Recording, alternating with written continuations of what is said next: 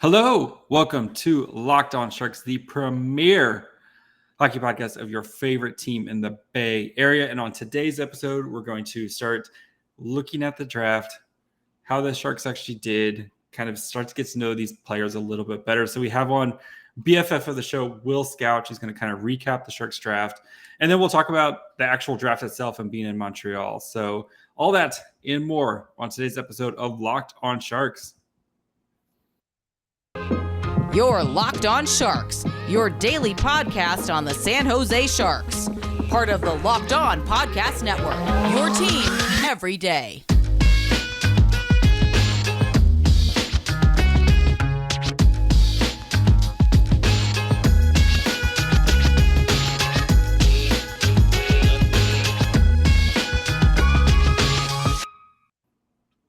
I'm your host, JD Young, contributor at Fear the Fin and San Jose Hockey Now. And I want to thank you, of course, for making us your first listen.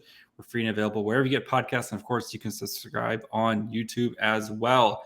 And today we're going to be kind of looking at the draft as a whole, how the Sharks did, kind of talking about the Sharks draft, which felt a little bit different than what we've seen the past couple of years.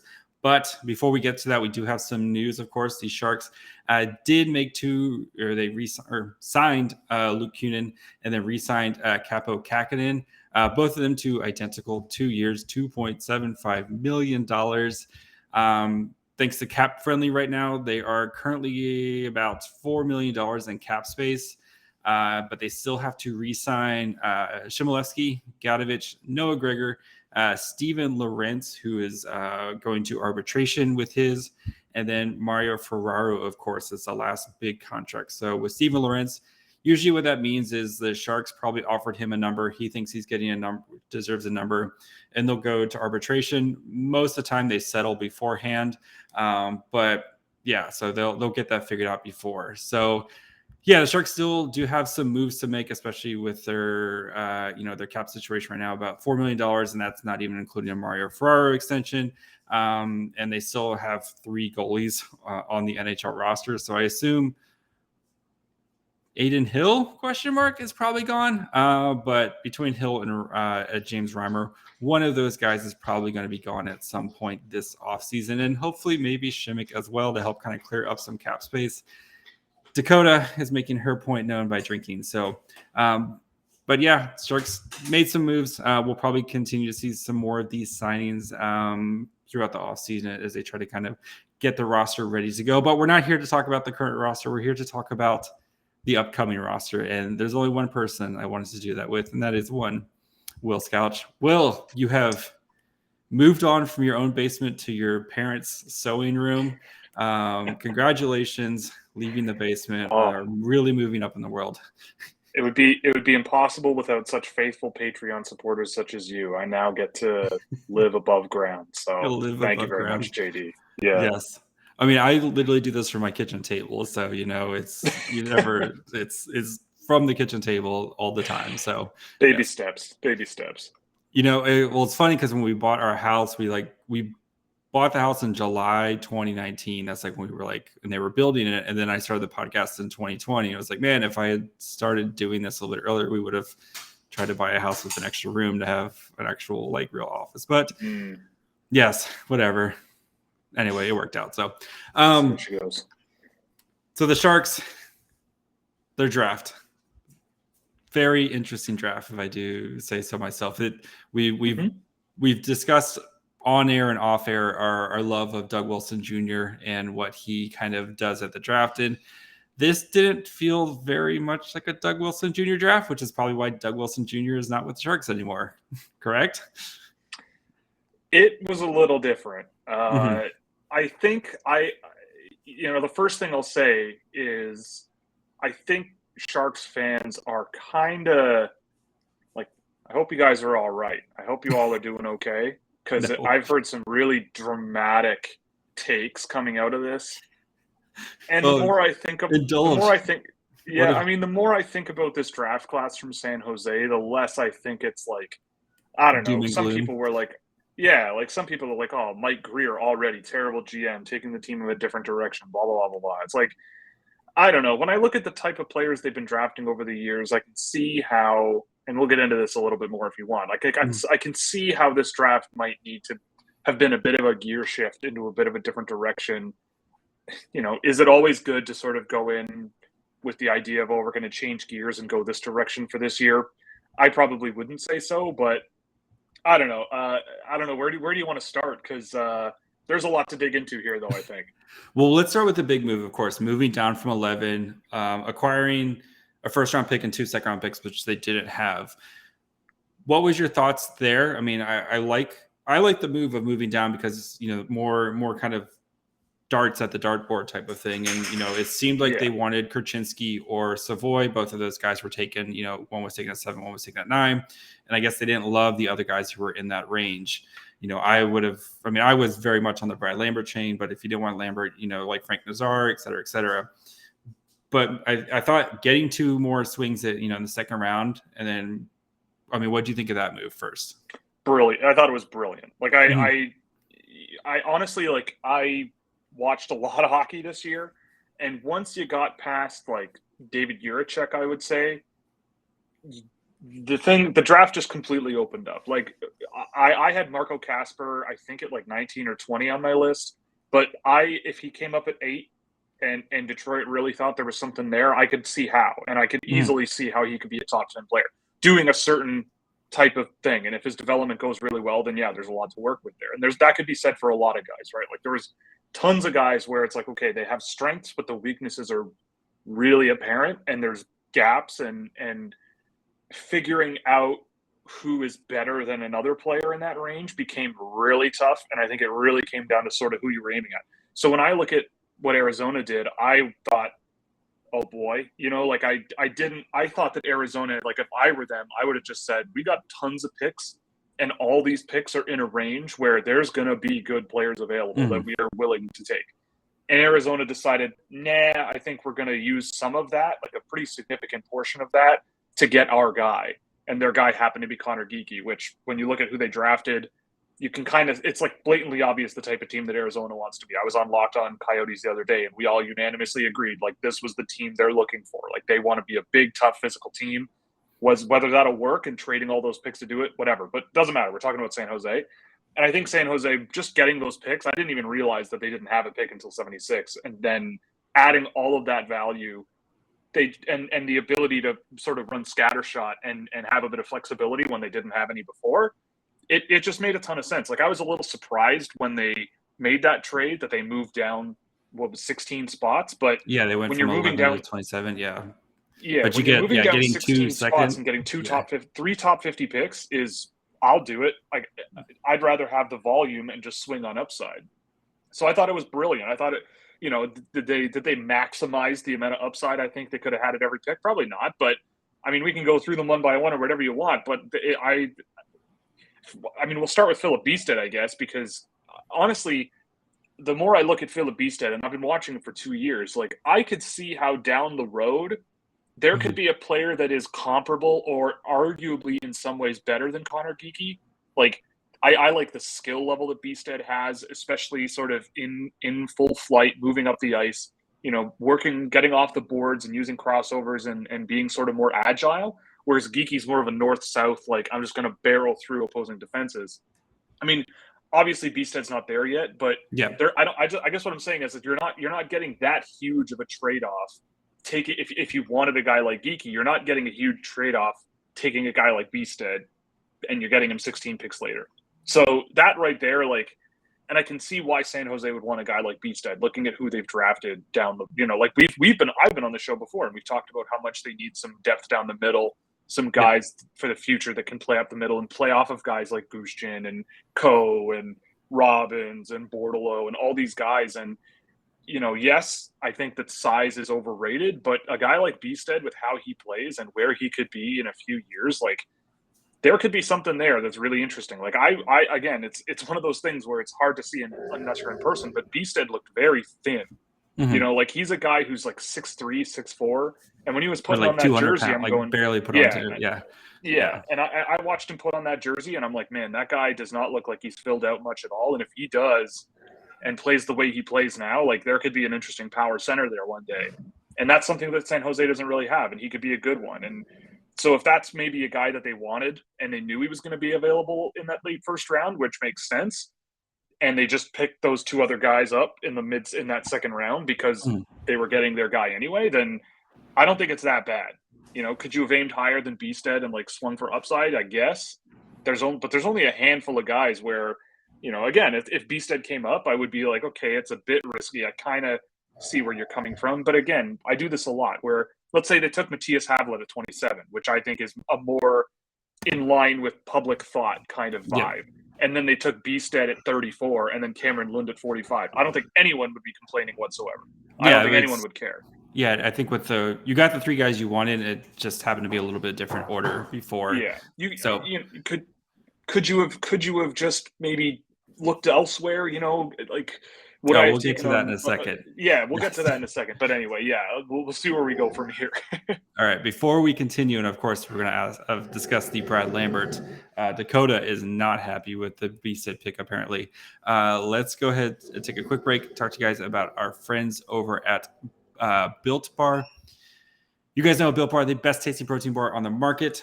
They just sent me some new flavors, which I'm excited to try. But right now they also have coconut brownie chunk Built Bars. They're 100% real chocolate, covered in delicious chewy marshmallow. It's like a fluffy cloud of coconut brownie goodness. And they're also good for you. Low calorie, low sugar, high protein, and all deliciousness. And if that doesn't sound great to you, go check out their website at built.com. You can get a box with 12 different flavors to try to find your favorite. So go to built.com, use the promo code LOCK15, get 15% off your order. Again, use the promo code LOCKed15. And then once you're all ready to go with that, check out 10athletes.com. So if you and your friends, if you're competitive, you guys, go out on the golf course, you play cornhole in the backyard, even if you're just doing hopscotch in the street, you can find out who is the best athlete, not only in your backyard, the block, or even the world at 10athletes.com. So go on their website, play with your friends, meet new people who like the same sports, have similar abilities. You can play hockey, you can play any sport in real life and submit your results and find rating changes immediately. If you win, your 10 athlete rating goes up. If you lose, it goes down. So go to 10athletes.com, create your profile. New profiles will be created every day. So get your favorite username while it lasts. From 1 to 10, how good are you? 10athletes.com, where fun must be always. Okay. If Doug Wilson Jr. was running the draft, they would have picked Lambert at 27, right? I can't confirm or deny. I mean, look, I think. Yes. Okay, so here's the thing with Brad Lambert, right? Like, yep. We talk about him all the time. I think he's good, but I have not heard a single Finnish person say that they like him. Mm-hmm. And I had this brought up to me at the draft, right? Like, think about it if you're in an NHL scenario. Yeah. You go around the table. You go to your Finnish scout. They've seen Brad Lambert 8 times. They hate him. Yep. You go to the Finnish scout, and they go, we love Filip Bystedt. Yeah. You're not going to draft Brad Lambert. It's not going to happen. Even if the crossover guys and other people are like, no, Brad Lambert's sick. You're not going to go to your Swedish guys who are like, no, Filip Bystedt will be better. And go, we're going to go with Brad Lambert. Like, I can see how with the way that the Finns had been talking about Brad Lambert and what they were putting out there about him. Like, I heard nothing but character concerns from Finnish people alone. And my counter to that always is, bro, you should hear about hockey in Canada, right? Like, you want to talk cultural concerns and like problematic individuals, right? Yes. Like, we know. Yes. But whatever, it doesn't matter. Like, I hope he thrives in Winnipeg. I hope he scores 100 points and proves everyone wrong except people like us. Mm-hmm. But it's hard to say, right? Like, you can't. I get the feeling that in his heart of hearts, a guy like Doug Wilson Jr. did see the value in Brad Lambert, and if we had the chance to talk about him, I would have screamed from the rooftops about how much there is there to work with. I think, but it's a committee job, right? And the other thing too is you have to think about how perhaps powers that are beyond the scouting team would see drafting a guy like Brad Lambert, right? Like, if all you hear is character concerns and he doesn't score, and you're like, no, but he's actually good.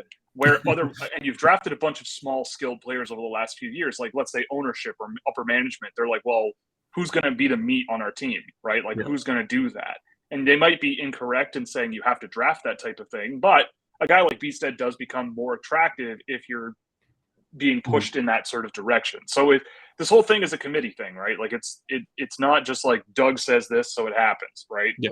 There's politics involved, I guess you could say, and right or wrong, like, and again, like at the end of the day, Filip Bystedt, like if Brad Lambert is a decent second line center and Filip Bystedt is a good third line center, what's the difference, really? At the end of the day, it kind of comes out in the wash. And I get the feeling I'm more faithful in Brad Lambert, but I could see a world where Bystedt is perfectly worthwhile at 27.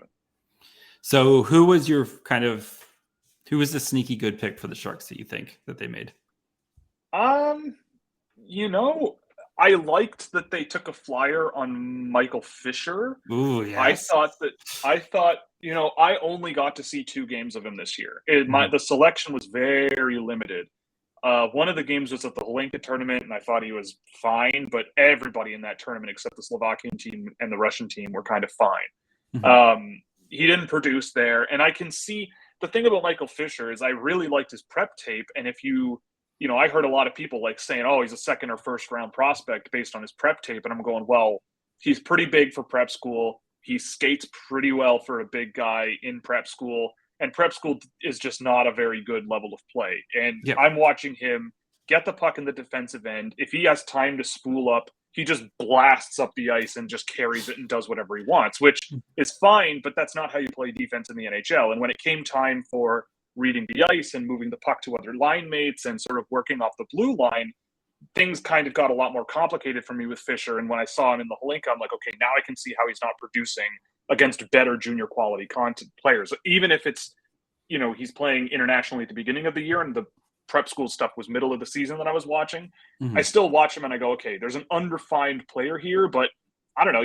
I don't know if he's going to the USHL next year, but you stash him in junior and college for the next X years and see what happens with him. Like maybe you end up with, I'm trying to think of another prep school guy that is kind of similar to him. Like I heard a lot of people say, oh, he's the next Scott Morrow.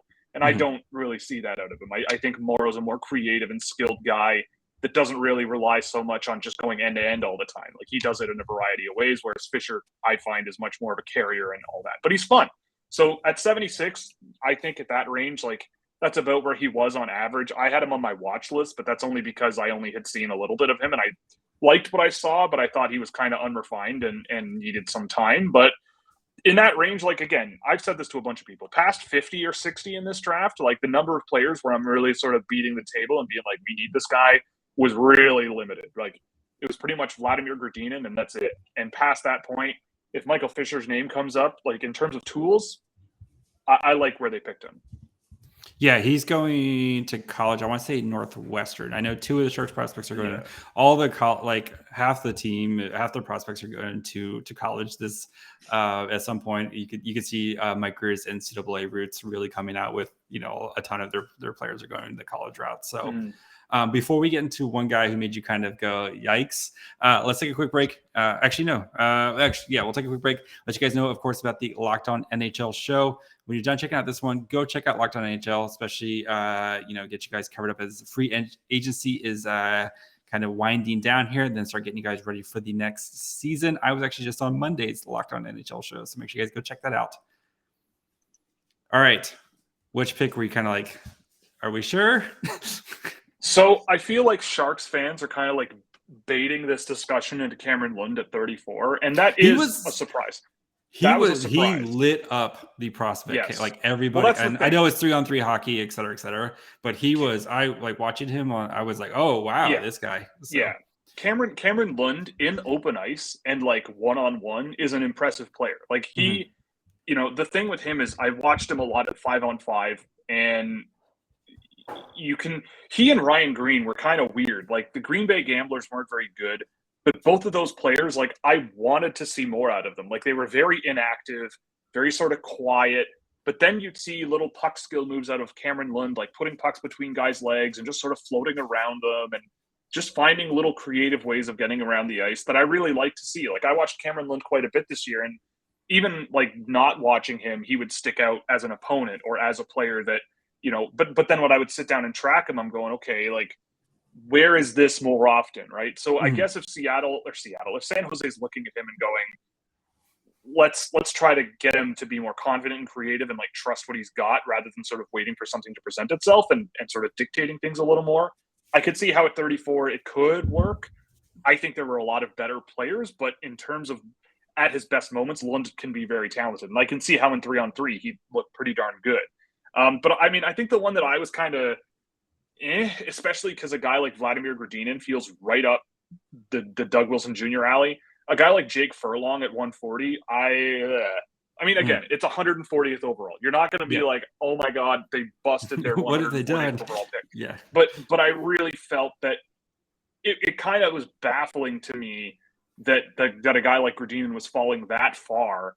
And then, of course, Carolina snags him like 15 picks after this, right? Yes. So, you know, maybe there was a directive from San Jose ownership or whatever being like, we're not touching Russian players because they didn't draft any. And they have in the past, if I'm not mistaken, they've drafted a couple, but not that many. Yeah. But I look at Jake Furlong and I just see a CHL defender, right? Like I just see a guy who is capable of producing at the Q level. And Halifax has had some defense like this in the past, right? Like I'm trying to think. There was a guy, Jared McIsaac was kind of a similar vibe for me where he was pretty highly touted. Not that Furlong has been, but I mean, again, I can't really complain that much about Bystedt. I see the appeal with Lund. I really liked the Havild pick. I'm curious about Fisher. Mason Beaupit, you know, if you think you get a goalie at whatever, fine, whatever. And like Muldowney is a decent swing, I guess, based on what I've seen. They love drafting prep school guys late. Arnett, I was watching him the other day. I don't think there's much there, but if there is, he's big. Like he's a big dude. Yep. You know, I see a bit of tools there for him, but there's just, I don't know. It isn't very often that re-entry, I think, he's one of the older draft eligibles this year, but like it isn't very often that you see guys that struggle to score in the BCHL turn out. But, you know, 4 years in college and we'll see.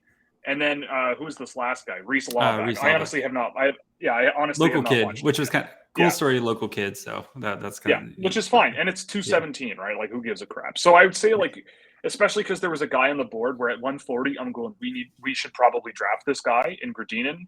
And there might have been other guys that I might have wanted to swing on later than that, but I don't know. Furlong's probably the guy that sticks out to me as like, maybe could have changed gears a bit. All right, let's. So I mean, you were in Montreal, so let's talk about what was the draft experience like? Because I mean, on TV, it seemed like it was, especially that first round, it was obnoxiously loud, like amazing vibes, all that. What was the actual draft like? It was awesome. It was. I highly recommend going if you can to the next one. We don't even know where. It was a little at, right. They haven't announced there were rumors flying around at the draft.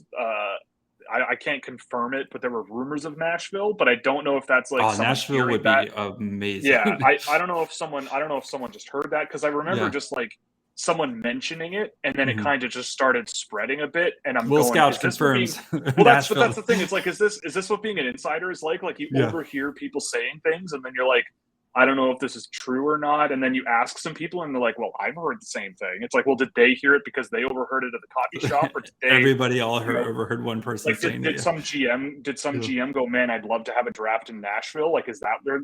But I haven't seen anything concrete. But it was great. I mean, I think with the first overall pick being Montreal's and being it in Montreal, it was just like you could like taste the tension in the air, right? Like it was pretty amazing. Like it was really hard to sort of explain. And then once you stepped into the Bell Center, and once people started, especially once there were like little bits of chatter of being like, people are saying that it might not be Shane Wright going number one. Like once that started to spread, there was like the air kind of heated up a little. Like you could feel sort of people breathing more. You know what I mean? Like it was kind of weird. And then when the first pick went off the board, I didn't actually see it happen. I was in the media concrete underground bunker that they had us in, but you could hear the crowd. I have never in my life heard people go through so many different emotions in such a short period of time. Like there was this, like, it was like someone had died for like a tenth of a second. And then it was like the person who had died came back to life immediately. Undertaker coming out of the grave. Exactly. And then it was like as if the person who had died and came back to life also started like just vomiting $1 million bills that are legal tender. And everyone's like freaking out. losing their minds. Like, it was amazing. And people went nuts. And you heard the Ole chants pretty much immediately once Slafkovsky was walking around and doing the interviews with the people at the various TV stages.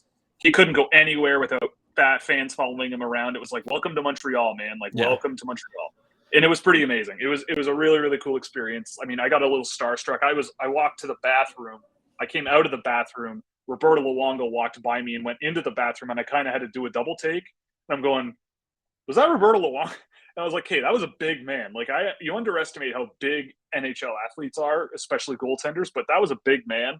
And I was like, oh, okay, this is real. Like, this is happening. And it was very, very weird, but awesome experience for sure. Yeah, I mean, I went to kind of similar thing where I went to Summer League, like NBA Summer League a couple of years ago, and just like walking around and you just see like NBA players and former NBA players just walking around the concourse like it's no big deal type of thing. But yeah, I mean, it was the vibe on TV was very much like, oh, it's almost like playoff hockey, but like for a draft type of situation where it was just like, yeah, Jackson says hi. So what was, of course, you were there with a bunch of of your draft buddy friends. What was the best thing you ate while you were in Montreal? Ooh. Okay, so after round one, we didn't get out of there until like 11:30. So we were on the train, and one of the Dauber writers, Hadi, I can't pronounce his last name. I'm really sorry if he's watching, but Hadi, met him a couple of times in Montreal, and he lives in the neighborhood where we were staying, and he's like, oh, you got to go to Descaries, which is this like poutine and hot dogs and cheeseburger diner dive. And I'm going, okay, sure, I'll go. And I tried to go one night after the NHL media party, and I didn't have any cash on me, and they did not take cards, and I did not see the ATM mounted to the wall. But we went there after the round one, and I had 2 hot dogs and a poutine from there, and I crushed it at like 1 a.m. And it was, I honestly, like, me and another guy we were staying with, we both woke up in the morning and we felt identical. It's like, I don't know if I'm full from last night or hungry or nauseous, or like, it was almost like a hangover. But Nice. but we weren't drinking the night before. So it was very strange, but I don't regret it at all. It was greasy. It was messy. It was awesome. But, you know, you got to do something like that. And it was only like $12, which you can't buy anything for $12 in Canada anymore. Oh, that's great. Actually, that kind of outside this, well, it's no longer the Staples Center. I think it's Crypto. I don't know what they call it anymore. Crypto.com arena. Crypto arena or whatever. They have these like hot dog stands, you know, where it's like people, you know, like families and stuff, they're cooking them, and of course they're not legal, so you know they're out there cooking them, and then whenever the cops come by, like they have to scatter, but everyone stays in line because they know they're gonna come back in five minutes. But literally the best hot dog I've ever eaten was outside the Staples Center at one time. So yes, it's those like late night where you're just like, I'm gonna feel this in the morning, but it's literally the best meal you've ever eaten type of thing. So did they accept Ethereum at those? Do you think you could use your Bitcoin wallet? This was a long time ago. It was like all cash type of same situation. Okay. So well, there you go. All right, I'll get you out on this way too early 2023 draft. Who's your top 5? Oh geez, you're just whipping that one out, eh? Yeah. Let me take one moment and I'll open up my we know it's document here. Connor Bedard. I mean, Connor Bedard. I think right away, like, again, this is extremely early. Connor Bedard is my number 1. I can't really see anything. He just turned 17. And he just turned 17. Ridiculous. The guy doesn't really have much of a supporting cast in Regina anymore, especially I think because Riker Evans is gone, or at least probably will be. I still, I mean, if he's he could score like 70 goals. I've seen that kid score goals in ways that I have never seen an NHL player score goals. I watched him score a goal once. He was skating along the blue line, and his body was basically facing the boards, but he pulled the puck back with his body still towards the boards and just whipped it, and it went top shelf from like the blue line. I've never before seen that in my life. He was in the penalty box and he scored somehow. Basically, yeah. It's unbelievable. Like, he's just an unbelievable goal scorer with just unbelievable sense for the game. It's just insane. I think Adam Fantilli, he's literally going to be 17 when he gets drafted, like not even 18 when he gets drafted. And he's super young. Yeah, he's super young. I mean, I think Adam Fantilli is going to be a guy that is a lock for me at 2. I really like Adam Fantilli. I think in terms of like a hockey player's hockey player, like there's, usually I'm the kind of person who looks at a big power guy and I'm going, maybe he's not super valuable. No. Adam Fantilli is the man. He's a beast. And I get the feeling he's just going to be a rock solid, excellent hockey player. I also, in my top 5, I actually have Matvei Michkov at 4. I've seen Michkov quite a bit. He's a really gifted goal scorer with a lot of skill, but there's more to the game than that. And I want to see more in that area. In terms of guys that I think are in that sort of group with him, I really like Leo Carlsson. Like, he's kind of like a mini Fantilli in Sweden. He's already playing against men, had a pretty good year this year. But again, last year I got all up in arms about Elias Salamonson, and he kind of fell apart this year a little bit. But I think other than that, Alex Ciernik and Zach Benson and Otto Stenberg are also forwards that I think really have stood out for me in the viewings I've seen, especially Alex Ciernik. And there's a defenseman who's also extremely young in the WHL that I actually really liked as well watching in the prep. Again, this was also very brief viewings of the 2023 class when on board, but Caden Price with the Kelowna Rockets is a guy that I've really liked when watching him. But I mean, to me, next year, the show for me that I can tell right now is Bedard Fantilli. Like, that's who you're losing for. Michkov, I think we'll see. I think he's an interesting player to watch. I mean, obviously he's extremely talented, but I think the hype with him is a little bit, there's certain things that he's really good at, but we'll see where he is. But I'm already kind of excited about next year. It's a really interesting group of players. It's hard not to dive too deep, but you're ready to go. I think the top. Well, no, let's not go too far now. I don't know about that. Let's not go too deep. But I haven't even finished my coverage of 2022 yet, which is frustrating, but we're getting there. But it's an interesting group, and I would say I'm looking forward to getting into it. But you might need to say, you might need to ask me again in like late August. Then maybe I'll be a little more excited. All right. Will, you've said and done it all. Where can the people find you? What do you have coming out next? Yes, so I actually have to reshoot all my draft recap videos, so I'll do that once I'm back in my basement next week. So those will be coming out probably middle of next week through late next week, especially for patrons first. You can also find my work on twitter.com/scouching, but it's probably going to be relatively quiet unless those videos are coming out for now. youtube.com/scouching as well. You can support me directly on Patreon at Scouching there as well, or the YouTube membership program accessible through every video. There's tons and tons of perks you can check out at the tiers that are there. So check them out, and if you like, you can sign up wherever you want. Also, check out Scouching's new sewing business, where he will mend your clothes. He's working on quilting. Yeah. Oh boy. I've got a very miniature. I didn't break anything. I've got a very miniature model of something I think my mom is making. It's very beautiful. It's very lovely. Nice. But I like that I have a tiny little torso of a person in this room with me. That's good. Yes, it's not. I know my mom was a big seamstress as well, and it's sometimes really creepy when you have the little mannequin things. She has a person-sized mannequin that she's like shaved down to her proportions, and then she stuck a bunch of her sewing needles in it. So it looks like something out of like. What was that movie with Hellraiser? Oh yeah, Hellraiser. Yeah, with Pinhead, type of thing. Yeah, with Pinhead. Yeah, it was a little unsettling going downstairs as a kid and seeing that hanging in the darkness. It was a little. And look how you turned out. Thanks, Mom. Yeah, you live in. That's why you stay in the basement. Yeah, I just stay in the basement all day.